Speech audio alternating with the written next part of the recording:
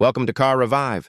This is where abandoned cars are brought back to life through patience, precision, and quiet restoration. Today, we begin a special journey with a 1995 Toyota Supra, discovered in an abandoned state after years of neglect, covered in dust, rust, and time-worn damage. At first glance, the signs of abandonment are everywhere. Flat tires, faded paint, and rusted body panels quietly tell the story of a car left behind.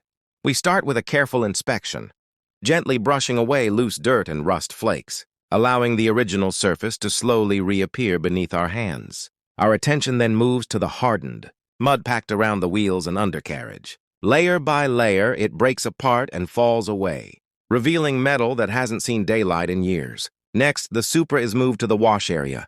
High-pressure water flows across the body, washing away years of grime and exposing the true shape and lines of the car. The wheels and rims, once hidden beneath thick dirt, begin to show their form again as the water clears the surface. We then turn to the engine bay.